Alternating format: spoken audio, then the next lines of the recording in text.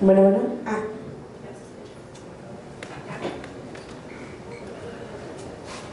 Bueno, pues buenos días a todas las personas que nos acompañan el día de hoy a esta jornada de género, equidad e inclusión. Iniciamos la sesión del día de hoy con la participación de la doctora Melissa Fernández Chagoya, secretaria académica de la Escuela Nacional de Antropología e Historia. Y voy a leer una semblanza de la doctora. Melissa Fernández Chagoya es antropóloga feminista y científica social, investigadora nivel 1 por el Sistema Nacional de Investigadores del CONACYT, doctora en Ciencias Sociales con área de concentración en Mujer y Relaciones de Género por la Universidad Autónoma Metropolitana Xochimilco, maestra en Género y Cultura, mención en Ciencias Sociales por la Universidad de Chile, cuenta con estudios de Máster 2 en Género y Desarrollo por la Universidad de Diderot, París 7, y es antropóloga social por la Escuela Nacional de Antropología e Historia. Profesora asociada del Departamento de Antropología de la Universidad Autónoma Metropolitana, sede Iztapalapa, y docente meritoria del doctorado en Antropología Física de la ENA. Actualmente en la ENA ocupa el cargo de secretaria académica durante el periodo 2024-2027. Sus intereses académicos descansan en los diferentes feminismos, o como ella lo denomina, el rizoma feminista, la violencia contra las mujeres y de género, el análisis crítico de la masculinidad y las metodologías de investigación-acción. Ha coordinado investigaciones que giran en torno a la juventud y la masculinidad, consumo sexual y participación de los hombres en la trata de mujeres con fines de explotación sexual.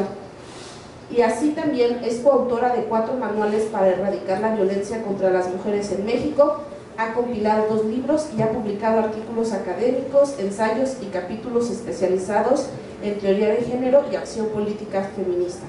Su tesis doctoral fue merecedora de la mención académica 2015 UAM Xochimilco y en 2018 fue dictaminada para publicación por el Centro de Estudios de Antropología de la Mujer. En el 2020 decidió liberarla por Creative Commons esta obra denominada Hombres Feministas, el complejo del zigzagueo entre lo público y lo privado, y hoy en día cuenta con más de 2.300 descargas gratuitas. Muchísimas gracias, Melissa. Muchas gracias. Muchas gracias, buenos días. Bueno, pues me toca inaugurar la jornada de género de la fila y eso es un tremendo desafío, pero bueno, pues ya aquí estamos y espero que nos vaya muy bien. Primero, de entrada quería agradecer el espacio. Me parece que Daniela Tovar, quien me hizo el favor de presentarme, así como sus colegas, han hecho un trabajo, valga la redundancia, revolucionario para colocar estos temas de manera preponderante, digamos, en una feria tan importante como lo es la fila. Tienen todo mi reconocimiento, compañeras. Ya llegamos y bueno, pues ahora sí que ya llegamos para quedarnos. Bien, bueno, de entrada eso, agradecerles. Y en segundo lugar también, quizá enaltecer este intento de hacer las cosas diferentes. De entrada, se espera que esto sea una charla que, por cierto, voy a tratar de moderar yo. Algunas diapositivas las veremos un poco cargadas porque voy a atreverme a leerlas de manera textual, un poco para compartirles cuáles son los planteamientos y de ahí escucharnos, ¿no?, a manera de un diálogo horizontal. Incluso el recinto, colocar esta carpa, sentirnos más cercanas, pues también es otro logro de Daniela Tovar y de sus colegas que me parece que hay que reconocer. Porque bueno, lo fácil es criticar, ¿no? Hagamos otra academia, hagamos las cosas distintas, hagamos salida feminista, pero lo difícil es hacerlo. La cosa dicha, pues ahí está fácil, ¿no? La otra es prácticas y bueno, pues a prueba y error como todo en la vida. Bueno, pues esta plática que les preparé se titula así, La Revolución Paradigmática de la Antropología Feminista. La que sigue, por favor. Y de lo que trata un poco es, bueno, de entrada ubicarnos. ¿Me la cambian, por favor, la que sigue? Ubicarnos un poco en qué sentido podemos identificar la antropología de género por un lado y la antropología feminista, qué diferencias hay en torno a una a otra, cuál nos convence más, cuál nos sirve más, y dependiendo obviamente para qué la queramos, y por supuesto situarnos en un contexto geopolítico, pues, ¿no? ¿Qué está pasando con la antropología de las mujeres, con la antropología feminista y con la antropología de género en nuestro país? Sobre todo concentrándonos en el siglo XX y por supuesto lo que llevamos del siglo XXI. Por supuesto, para hablar de antropología feminista, nos tocará también echarnos un clavado hacia la filosofía de la ciencia, ubicar a la antropología feminista dentro de ese margen para saber qué es lo que hace y si efectivamente puede ser denominada como una epistemología, es decir, construye métodos de investigación y, por supuesto, teorías. La que sigue, por favor. Una más. De entrada, para ubicar al feminismo en tanto que corriente epistemológica, habremos de distinguir si conformamos una comunidad científica, ¿no? Aquí me estoy basando en lo que plantea Immanuel Wallerstein. Me permito leer estas tres características para ubicarnos como comunidad científica, si es que lo somos. De entrada, es un conjunto de personas cuya formación y ejercicio reflexivo las coloca y legitima como científicas. Ya ustedes van pensando si sí o si no, pues, ¿no? Personas que construyen conocimiento desde determinada postura epistemológica, haciendo uso de diferentes marcos teóricos a fin de explicar la realidad o los hechos sociales. Y por último, importantísimo, se suelen subdividir en otras comunidades cuya competencia en determinados temas les genera experticia en tal o cual materia. Estos son los principios para ubicar si efectivamente un conjunto de personas con saberes son o no una comunidad científica, partiendo de ese supuesto, digamos. La que sigue, por favor. La que sigue. Ok.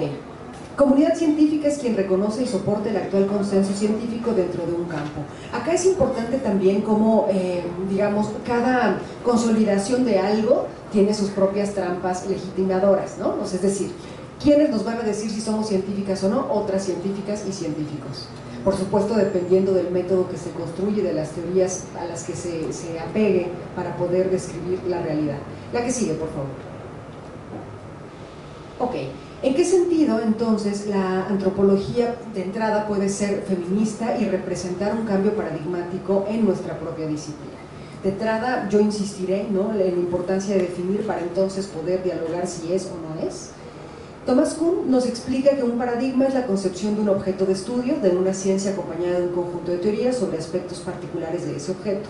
Ese contenido define los problemas, la metodología y la forma de explicar los resultados de la investigación. Cuando se vuelve este paradigma científico, las realizaciones científicas universalmente reconocidas proporcionan modelos de problemas y soluciones a una comunidad científica. Acá me parece muy importante cómo, y me voy un poco adelantando a lo que sigue, la antropología feminista se vuelve feminista, pues, en el momento en que busca romper el paradigma de cómo se han estado haciendo las cosas a lo largo de todo el siglo XX, en particular en el campo de la antropología. La que sigue, por favor. Ok. Acá, de entrada, hay que ubicar la investigación científica, cómo busca dar contexto y dar explicación de ciertos paradigmas. De pronto, cuando esos paradigmas se repiten a sí mismos o se responden a sí mismos, llega la antropología feminista a plantearse otro tipo de preguntas. Y esto pareciera como algo muy básico, pues, ¿no? Pero de entrada me parece que si queremos encontrar nuevas respuestas, tenemos que construir nuevas preguntas. Y eso fue lo que hizo la antropología feminista y consigo, por supuesto, representa una revolución paradigmática. De entrada, construyendo nuevas subcomunidades. Perdón, las antropólogas feministas no solamente son antropólogas, sino que se dieron ese chance de salir de este lugar endógamo y hablar con otras disciplinas, hablar con psicólogas, con sociólogas, con economistas, ¿no?, para fortalecer precisamente la consolidación de otro tipo de preguntas. Y algo fundamental, la que sigue, por favor, es que lo que hace fuerte, o lo que hace ciencia, más bien dicho, a la antropología, es que se acuña un método de investigación, me refiero propiamente a la etnografía. En el caso de las antropólogas feministas, revolucionaron la etnografía en el momento de construir sujetos de investigación-acción y objetos de investigación-acción fuera de los márgenes habituales o tradicionales de la propia antropología. La que sigue, por favor. Esta frase la retomo de Deleuze y de Guattari, que precisamente evoca a las rizomas, que sabemos que son las rizomas, son tallos que tienen varias yemas, ¿no? Y algo que caracteriza a las rizomas es que no puedes ubicar cuál fue el origen, sino más bien cómo se fue expandiendo. El feminismo en la antropología responde a un efecto rizomático, cada disciplina se fue conjuntando, digamos, de tal suerte que no es tan claro decir, la disciplina que rifa, digamos, ¿no? en el feminismo antropológico será tal. No, más bien se fue nutriendo de sí mismo con el fin de construir otros objetos de investigación. La que sigue, por favor. En este caso, las antropólogas feministas, y ahora les diré cuáles, ¿no? En particular, construyen una comunidad científica vigente. Y voy a repetirlo un poco. De entrada, por construir, permitirse dialogar multidisciplinariamente, salir del ámbito meramente antropológico, y cuando digo antropológico, a lo mejor es una obviedad, pero no me voy a quedar con ganas de decirlo, no nos referimos solo a la antropología social o la antropología física, ¿no? También a la arqueología, la lingüística, la etnología, entre otras. Y además, pues, de su gremio, salieron hacia otros espacios disciplinarios para entonces hablar multidisciplinariamente sobre un mismo objeto de investigación-acción, que en este caso particularmente tiene que ver con la situación de las mujeres y de otras identidades políticamente vulnerabilizadas. La que sigue, por favor. ¿La que sigue? Ok, el feminismo normalmente lo pensamos como un movimiento social, y en las últimas décadas, además, como un movimiento social violento, radical, ¿no? En fin. De entrada, pensémoslo, por supuesto, con un fin político, porque siempre lo va a ser, pero también, además de ser un movimiento social, hace conocimiento. De ahí la importancia que en la academia pensemos al movimiento feminista, con sus derivaciones, por supuesto, como un objeto de ser analizado, interpretado, criticado y practicado, por supuesto. Esto de entrada me parece importante hacer alusión a, porque normalmente cuando dicto esta conferencia o doy clases sobre este tema, muchas personas reticentes me dicen, ¿y eso qué tiene que ver con la antropología, no? ¿Por qué la antropología va a analizar movimientos sociales? Yo respondo, más bien, ¿por qué nos estamos preguntando eso, ¿no? Si es precisamente algo que ha movido a la antropología. La antropología siempre ha tenido fines políticos, tanto si los dice claramente y abiertamente como si no. La que sigue, por favor. Ok. Ana Laura Ibén distingue, se la recomiendo mucho y es historiadora, distingue la propia genealogía del feminismo en México. Ella plantea una primera ola entre los 70 y los 80, una segunda dentro de los 80, un momento muy álgido donde de pronto se nos cayeron estos paradigmas de cambio, de comunismo y demás, ¿no? De pronto en los 90, bueno, ¿y ahora para dónde? Y acá se quedó, digamos, ese fue su planteamiento de Ana Laura Ibén, al menos en esas investigaciones. Y yo quisiera dejarles un poco la duda, ¿no? O esta sensación de sospecha sobre si estamos en condiciones de hablar de una cuarta ola del feminismo a partir de la fuerza que tienen las redes sociodigitales y cómo se masifican las demandas feministas, las demandas políticas feministas. Acá será importante, insisto, evidenciar cómo la genealogía en términos históricos es muy importante para analizar si el feminismo es o no una epistemología y en ese sentido cómo representa un cambio revolucionario para la antropología en particular. La que sigue, por favor. En los años 70, y aquí me parece que empieza un poco como el chisme antropológico, ¿no? De qué pasó antes. Las académicas feministas lograron colocar a las mujeres como sujeto y objeto de investigación antropológica, y acá se buscaba entender, documentar e interpretar el papel de las mujeres en las sociedades. Es acá bien interesante cómo de pronto pareciera una obviedad, pues, ¿no? Pero fueron las mujeres antropólogas feministas las que, haciendo trabajo de campo, lejos de solamente entrevistar al chamán, al líder comunero, ¿no? Así como a los grandes hombres, dijera Godelier, pues se quedaban en las cocinas torteando. Y ahí se dieron cuenta cómo, increíblemente, el grupo social Mujeres no identificaba que eso que estaban compartiendo pues era un saber muy privilegiado, pues, muy distinguido, y pues era estar en la cocina torteando. De pronto ahí empiezan entonces, bueno, de entrada a cambiar el sujeto de investigación, que no es poca cosa, recalco, y seguidamente a buscar otras formas de hacer conocimiento compartido. Ya no era una entrevista, la clásica de rapport, de a ver, te voy a avisar que voy a grabar, en el mejor de los casos, ¿no? Porque a veces ni eso pasa, sino que más bien se buscó una horizontalidad de vamos a tortear y en el inter, platícame tu mundo para que entonces yo lo entienda, ¿no? ¿Con qué fin estamos entendiendo mundos? Bueno, pues documentar, interpretar este papel de las mujeres y sobre todo algo que ha seguido, digamos, o ha distinguido la antropología feminista es analizar si efectivamente el patriarcado tiene esta característica universal, que no es poca cosa y además que es algo que constantemente la antropología incurre una y otra vez, analizar la universalización de esto que damos por hecho o que incluso naturalizamos. La que sigue, por favor, compañeros. Uno de los intereses particulares en la antropología ha sido esclarecer hasta dónde ciertas características y conductas humanas son aprendidas mediante la cultura o si están inscritas genéticamente en la naturaleza humana. Esto, por supuesto, tiene una suma relevancia en la antropología feminista porque no da por hecho nada, al contrario, entre más naturalizado o más se obvie, es ahí donde ponen el foco, ¿no? Y repetiría, esto se empieza a dar sobre todo en los años 70 y en el trabajo de campo. La que sigue, por favor. Bien, la categoría género en los años 70 fue muy ocupada, pero de manera muy estratégica, ¿no? Lo que querían hacer las colegas era hablar de mujeres y tumbar el patriarcado, es decir, demostrar que no es universal y de qué forma se puede incluso derribar ese misticismo en torno al patriarcado. Ocupan la categoría género de manera operativa para que no pareciera que estaban haciendo lo que estaban haciendo, ¿no? Que es algo como muy interesante y una estrategia, me parece incluso, además de muy certera, como muy ninja, ¿no? Como muy por debajo. Ahora, a la luz de los años, bueno, se puede evidenciar y decir, me acuerdo mucho que hace como unos 15 años Eri Bartra, filósofa que coquetea mucho con la antropología, también me voy a permitir expresarlo. Ella decía que efectivamente, si hoy en día los estudios de género tienen este peso y todo el mundo ya los da por hecho, pues que se buscó el cometido, porque ellas le pusieron género a la palabra mujer, nomás le quitaron mujer y le pusieron género para poder hacer lo que se les diera la gana, ¿no? Entonces, bueno, me alegra mucho que hoy en día las maestras puedan decirlo así como así, revelando la estrategia. Acá hay 4 estadios, como fue ocupada la categoría de género.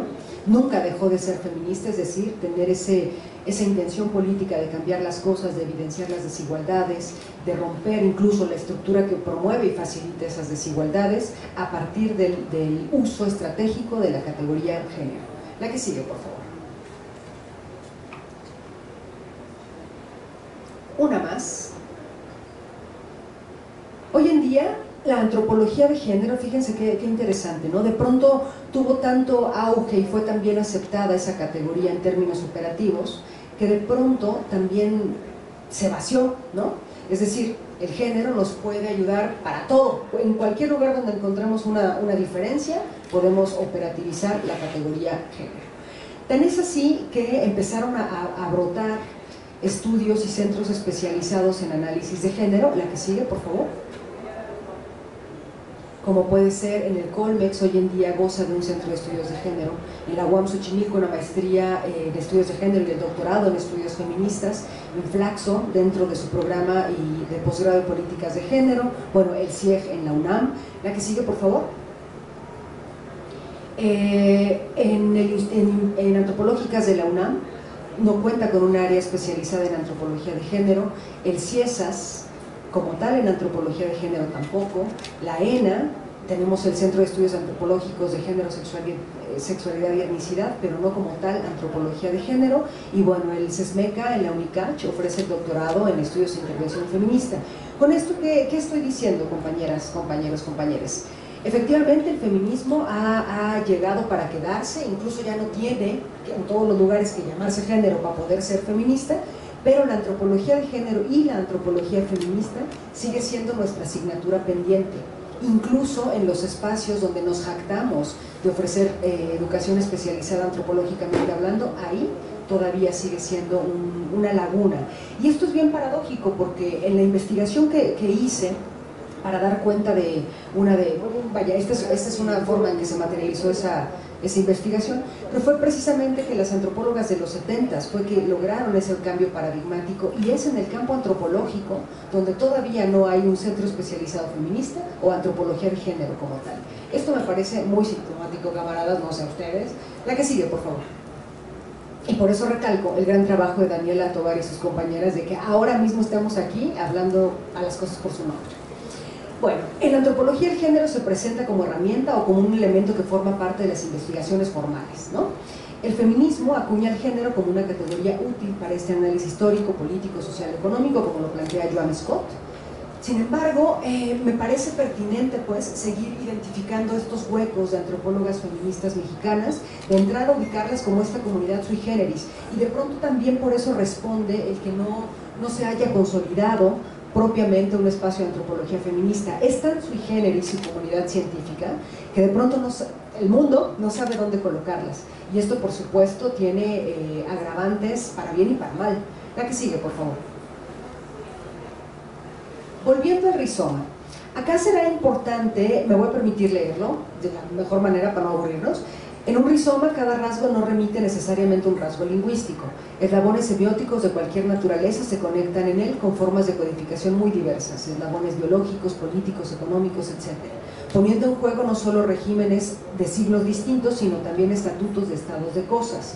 En efecto, los agenciamientos colectivos de enunciación funcionan directamente en los agenciamientos maquínicos y no se puede establecer un corte radical entre los regímenes de signos y sus objetos. Acá de pronto será importante ubicar a este feminismo antropológico rizomático, con sus curvas, con sus nuevas creaciones, pero sí prestarle mucha atención a esas ramificaciones y tomar decisiones al respecto, pues. ¿Qué queremos? ¿Una institucionalización de la antropología feminista en sus centros de estudios, o más bien seguir siendo esa comunidad científica rizomática que llegaremos como los hongos, pues, a todos lados, tanto si se dan cuenta como si no, y desde ahí generar cambios estructurales que, repito, tienen que ver con el derrocamiento del patriarcado y demostrar que universal no es, así nos ha convenido creerlo, pero no lo es. La que sigue, por favor. Me salto esta, una más y otra más, hay que la talvar, me hubiera traído yo el chunche para... Acá una muestra ya más aterrizada, digamos, de colegas que efectivamente, desde mi perspectiva, han aplicado el rizoma antropológico feminista. Margaret Mead, la reconocemos, esta antropóloga estadounidense, que se empezó a plantear problemáticas que normalmente la antropología estadounidense solía exotizar dentro de Estados Unidos, ¿no? Ella se preguntaba, a ver, la adolescencia pues nomás existe aquí, compás, ¿no? Y empezó a hacer antropología, pues, a exotizarse a sí misma y a su cultura, que eso me parece absolutamente revolucionario y absolutamente feminista, pues, ¿no? Paula Tabet, de origen italiano, antropóloga física, ella, entre otras, vaya, solamente estoy dando ejemplos como muy puntuales. Paula Tabet, entre otras cosas, lo que hizo fue identificar que la división sexual del trabajo es política, es decir, alguien la decide, no natural, evidenciando cómo hay hallazgos de cuerpos humanos, pues, ¿no?, que se dedicaban a la casa mayor y no necesariamente a lo considerado privado o a las tareas, digamos, del hogar. También evidencia, ¿no?, que hay un uso y un abuso de las categorías modernas para explicar la antigüedad. Y en resumen, la división sexual del trabajo es política. Nunca fue cierto que eran los hombres los que salían a la casa mayor y las mujeres se quedaran al cuidado de los otros miembros, ¿no? No, más bien ella dice que tenía que ver con las capacidades corporales. Y esto es, por supuesto, un cambio paradigmático en la noción de cómo estamos entendiendo a nuestra especie. Conocemos también a Rita Laura Segato, ella es argentina, habla de María Rodríguez Shadow. Ella plantea cosas importantísimas, pues, ¿no?, desde la arqueología de cómo hemos construido lo erótico, lo femenino, lo masculino, y pone en duda, pues, incluso el binarismo del deseo, cosa que me parece fundamental, y desde un aporte arqueológico con más razón. Noemí Quesada también la conocemos, ella habla de la aprehensión del género entre sociedades prehispánicas, dialoga mucho con María Lugones sobre cómo fue que nos llegó el género acá, a este contexto geopolítico. Mary Goldsmith, ella nació en Estados Unidos pero es mexicana, ¿no? Bye, se acabó. Y bueno, sus trabajos primordiales tienen que ver con el trabajo, valga la redundancia, ¿no? Es decir, cómo históricamente hemos dividido o pensado diferente las labores, aquellas que no necesitan remuneración, pero tampoco consideramos importantes y sin embargo son la base del trabajo, una de las cosas que nos hace humanos, pues, ¿no? La que sigue, por favor. Estos son solamente algunos ejemplos de colegas, por supuesto no son todas, yo les invito a que busquemos más, pero estas fueron en particular las que trabajé durante esta investigación. Freya Mud Enciso, ella está particularmente interesada por los temas de salud de las mujeres, y acá me parece importantísimo cómo de pronto pareciera que en la medicina todo se sabe, pero no, hay ciertas tendencias a a evidenciar un desinterés por ciertos cuerpos, pues, ¿no? Se sabe más de ciertos cuerpos y esos cuerpos universalizan la salud.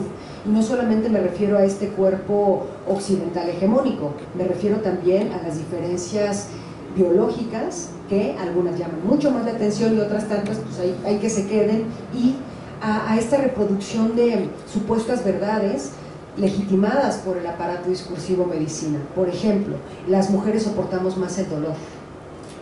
Ella dirá, ah, chinga, ¿a poco sí? ¿No? Aida Hernández, otra de las grandes, pues, enfocada sobre todo en un aspecto descolonial, ella busca desesperadamente, pues, ¿no?, la aplicación de técnicas etnográficas no colonialistas. Menuda chamba, ¿no? Porque si algo ha caracterizado nuestra disciplina, colegas, es esta vena colonialista, ¿no? Y tendremos de entrada que admitirlo y después pues tomar cartas en el asunto.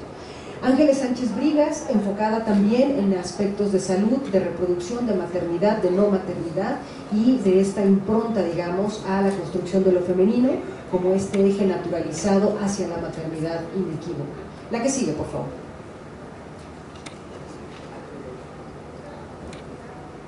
Bien, Marcela Lagarde y Marta Lamas quizás sean las antropólogas más conocidas de este país a nivel, por supuesto, nacional, pero también internacional. Me parece acá importante, bueno, de entrada decir que son re colegas porque las dos son de la INA, ¿no? Eso siempre me llena decirlo.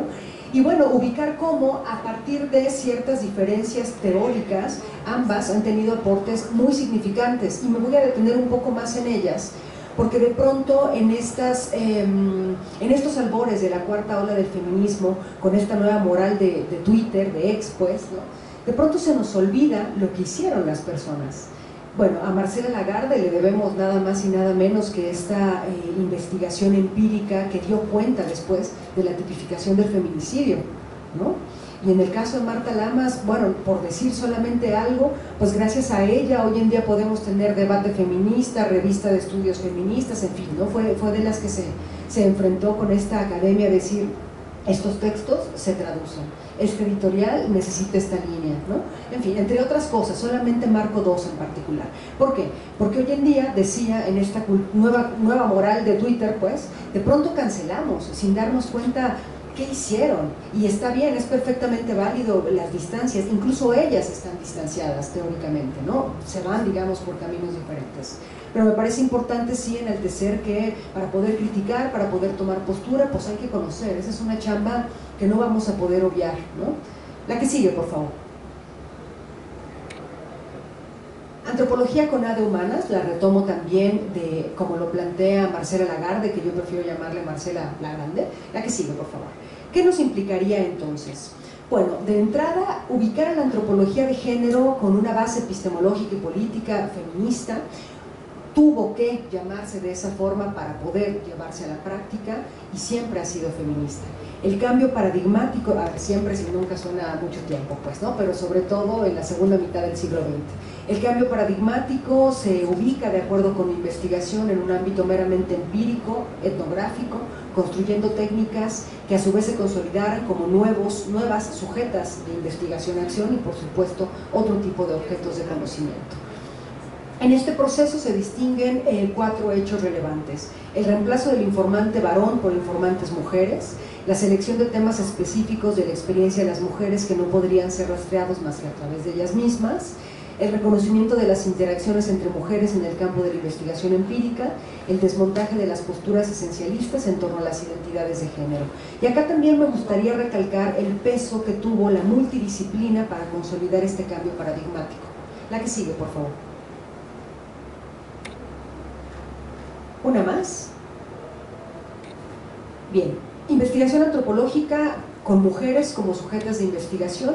Esto, por supuesto, habla de una innovación dentro de la disciplina, una reorientación con múltiples implicaciones, sobre todo asumir que este tipo de técnicas aplicadas tampoco van a ser para siempre, ¿no? Hoy en día que estamos inmersos en una complejidad identitaria política pues muy importante, habrá también que distinguir si la antropología se mantiene colocada en ese binarismo de hombres, mujeres, masculino, femenino, o más bien nos damos a la tarea de investigar otras formas de existir fuera de ese margen, fuera de esos cajones. La que sigue, por favor. Bien, la investigación antropológica con mujeres como sujetas ha denotado contribuciones desde distintas disciplinas antropológicas y por supuesto que consigo ha fortalecido la antropología mexicana. Las antropólogas feministas hoy en día se consolidan como una comunidad científica vigente, sin embargo no hay espacios especializados para su quehacer científico. Y también las problemáticas de investigación, me parece importante tenerlas muy presentes. Es decir, si vamos a seguir colocando los problemas, los fenómenos sociales prestos a ser estudiados, interpretados y cambiados dentro de los que ya existen, o más bien nos salimos del corral para buscar otras formas de construir objetos de investigación. La que sigue, por favor. En la antropología, disciplina androcéntrica constructora de la otredad, que halla sus orígenes en el colonialismo, nosotras, desde la otredad, hemos logrado lo imposible haciéndonos posibles. Mujeres sujetas de conocimiento antropológico, más allá del género y más cerca del feminismo. Otra más, por favor. Con esto me despido, muchas gracias por su atención, por su amabilidad, pues también de estar acá escuchándome, y nada, pues ojalá podamos lograr este diálogo horizontal y yo estaré muy feliz de escuchar sus reacciones. Muchas gracias.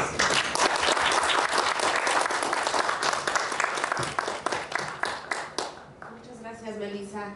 Compañeras, compañeros, no sé si alguien tenga alguna pregunta, comentario al respecto de la participación de Melissa. Pues primero felicidades, muchas gracias por darnos este panorama tan amplio y tan completo acerca de la antropología feminista, que es un orgullo justamente llevar ese apellido. Pues mira, yo tengo una duda, a lo mejor como muy puntual, que tiene que ver con que te pediría a lo mejor alguna recomendación de alguna lectura o para averiguar un poquito más.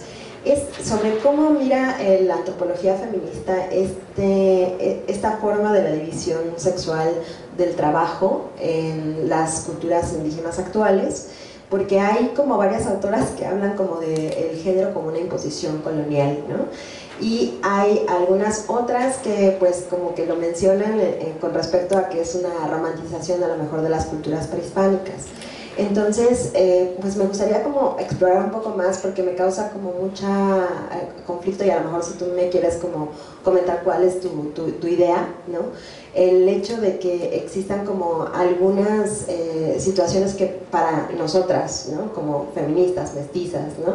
Que estamos como viéndolo desde un ámbito de derechos humanos, jurídico, etcétera, etcétera, sean como violaciones obviamente a la integridad de las mujeres, pero que desde las comunidades a veces no se mira de esa manera, ¿no? A veces se mira de forma distinta, se justifica o que tiene que ver con los usos y las costumbres de estas comunidades. Entonces, no sé cómo que hasta qué punto estos usos y costumbres llegan a ser parte en sí de la cultura o son pues una imposición colonial, ¿no? Entonces esa sería como mi pregunta, y pues igual como para que me recomendaras algún texto para poder averiguar un poquito más. Gracias. Gracias. Damos una ronda si quieres. Bueno. Así en diálogo, no sé. Yo creo que en diálogo para cerrar ya Muy bien. Muy bien. Muchas gracias. Bueno, de entrada, ¿cómo decirlo?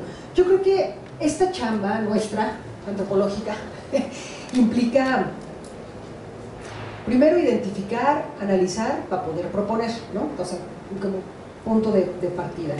Para entender esta problemática que nos compartes, compañera, yo creo que nos puede ayudar mucho la propuesta de Entronque Patriarcal que ofrece Adriana Guzmán, que ofrece Paredes, ¿no? entre otras. Es decir, primero que nada, entender cómo fue que nos volvimos lo que somos, por muy rimbombante que suene esto, ¿no? De pronto yo insistiré, si queremos adelantarnos pasos, ahorrarnos pasos, pues lo que vamos a hacer es esto, ¿no? Propuestas de, a ver, mujeres tzotzoltales y tzentiles. Esto nunca pasó, el género fue una imposición, entonces nunca fuimos hombres, y te van a decir las compañeras como, güey, ¿qué? No seas ridícula, ¿no? Porque sí, efectivamente estaremos incurriendo en una ridiculez. Entonces, bueno, de entrada entender cómo fue que ocurrió el entronque patriarcal, y de ahí entonces dar cuenta de las problemáticas actuales de violencia contra las mujeres, ¿no? Algo que a mí me ha ayudado mucho es hacer uso del materialismo feminista, ¿Por qué? Porque de pronto ellas me recordarán, en la medida en que no cambien las condiciones materiales, todo lo demás es ficción discursiva. Si yo llego con una propuesta de dejemos de ser mujeres porque pues históricamente nos han violentado, pues, a ver, no estoy diciendo nada insensato, suena súper bien, pero ¿qué hacemos con las 11 mujeres asesinadas al día? Eso no está cambiando porque yo deje de suponerme mujer, pues, ¿no? O algo más sencillo, cuando salga a fumarme un cigarro aquí y vaya al Oxxo, alguien me va a recordar que soy leída como mujer en esta sociedad binaria, aun si yo no me identifico con esa categoría. Entonces, bueno, me rebobino. De entrada, sí creo, compañeras, compañeros, compañeres, que esta chamba antropológica implica identificar, analizar, para luego a ver si tengo elementos para proponer, pues, y es fundamental el aspecto histórico, el entronque patriarcal, entender exactamente cómo fue que se entroncó, valga la redundancia, y de ahí tener muy presente el materialismo histórico, pues, ¿no? O sea, en realidad la historia es la que tiene las propias respuestas a lo que somos. Eso diría por el momento.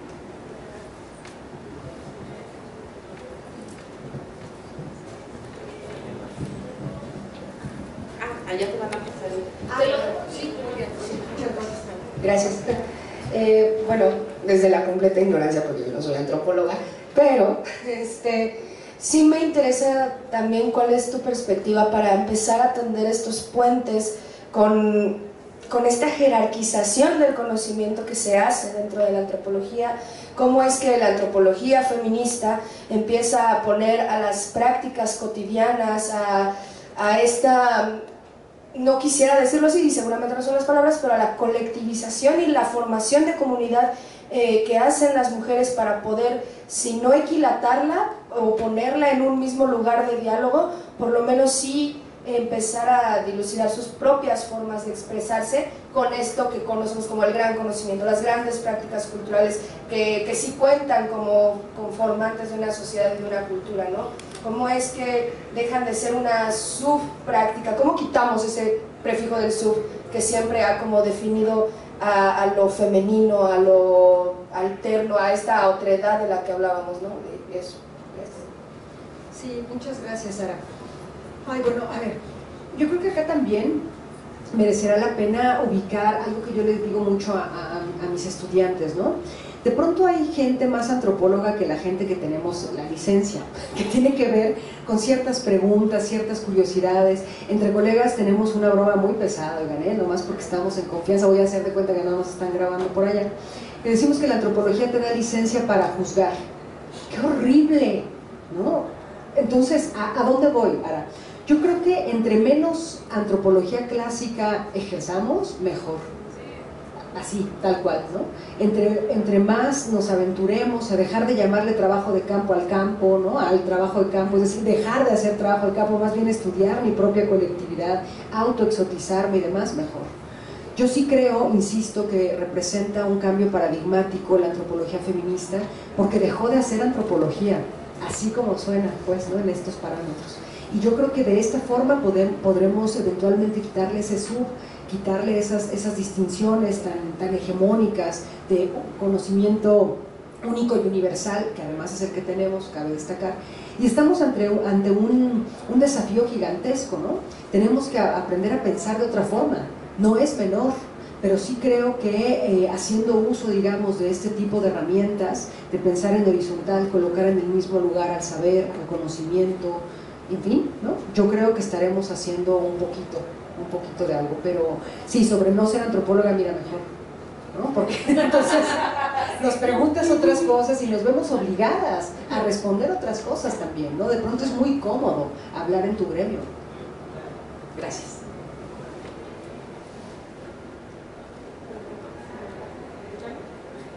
Bueno, pues yo quiero hacer una intervención. Pues le agradecemos mucho a Melissa que haya estado con nosotros el día de hoy.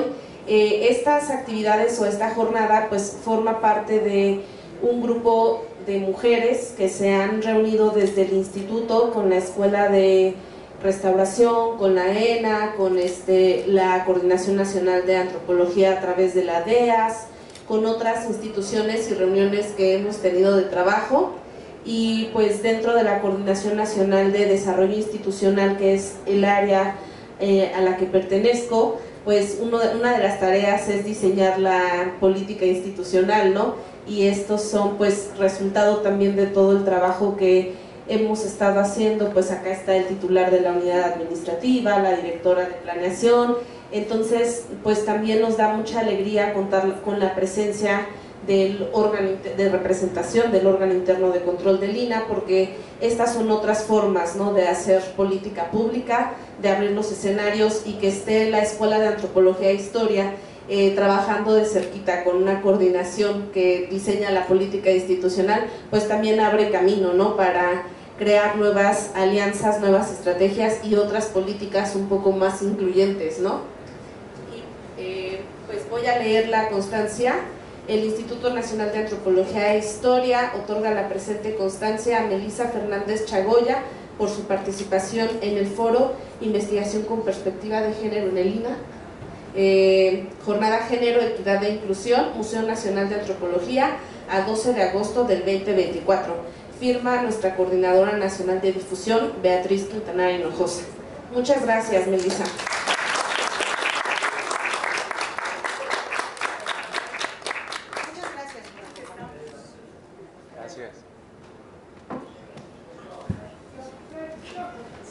Ahora, bueno, tenemos a las 11 de la mañana una charla sobre discapacidad e interseccionalidad a través de una de la representación de la sociedad civil de ONU Mujeres.